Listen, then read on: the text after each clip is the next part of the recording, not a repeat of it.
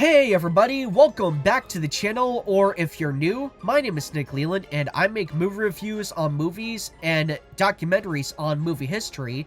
And before we get started with this review, I'd like to plug my new documentary, Mack, Sennett, Hollywood's King of Comedy, which is premiering September 26th at 10 a.m.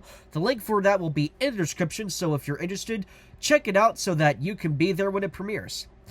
Now with that out of the way, let's get into my review of Universal's 1936 movie, Dracula's Daughter. So this movie picks up immediately after Top Browning's 1931 film and follows Countess Maria Salaska, played by Gloria Holden, who, while in London, seeks the help of psychiatrist Jeffrey Garth, played by Otto Kruger, in hopes of breaking her family's vampiric urges. Now, a fun fact about this is Dracula's Daughter was the last film made under the first Universal Monster film cycle just before the Laemmles lost the studio later on this year. And this would be the last horror film they made until Son of Frankenstein in 1939. And this was also made during the years when the Hays Code was at its peak. For those who don't know, this was basically a protection code from the 30s to the 60s that was designed to restrict films from being able to depict a wide variety of subjects. These included, for example, the depictions of LGBTQIA+ relationships, sex, and gore. The reason I'm prefacing this is because this is a movie that you can tell was really being restricted with what it could have been. It's not a bad movie, mind you. In fact, I'd argue it's a good and solid one to end the first monster cycle on, with the best part of this movie, in my opinion, being Gloria Holden as Dracula's daughter.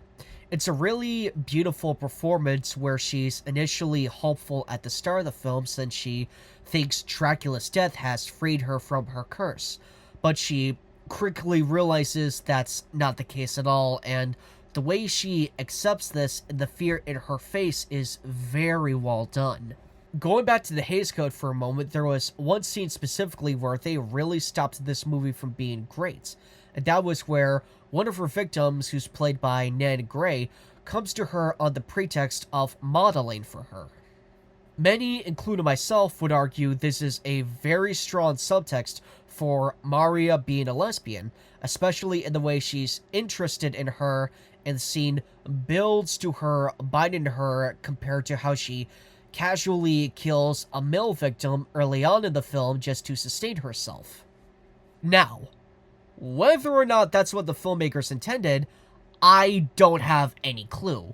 But it's really easy to view that as an allegory about her embracing her sexuality, especially when she embraces her vampiric nature as the movie goes on. And there's also a lot of other great performances in this. You've got Edward Van Salone returning as Van Helsing, or Von Helsing as he's called in this one, and he once again nails the authoritative figure as he is knowledgeable about the supernatural and how he is very open about his belief in it. And there's other plenty good scenes in this film, especially when he's interacting with Scotland Yard and some of the detectives who are scared of the case. You do get some good laughs from it here and there. But I'd also be lying if I said this movie didn't have a few problems, with my main one being the main characters of Jeffrey Garth and his secretary, Janet Blake, played by Margaret Churchill. Their performances aren't bad, mind you, but they're those kinds of performances where you could swap them out for other characters and you really wouldn't know the difference. Which, any writer will tell you, is not something you ever want to see in your story. They do a good job with what they're given, mind you, but they are far from my favorite leading characters in the franchise.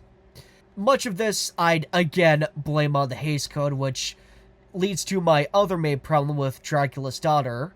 For every good laugh or scene you get in this, there are many more where the humor just isn't there, and many of the side characters, again, you aren't going to remember within a few hours of watching this thing. And instead of exploring the ideas that could come with the whole idea of a family of Draculas, much of this film it's just bland characters saying bland lines, like some of the social parties with Garth and Maria, for example. they don't do or say anything that leaves any sort of impression on you.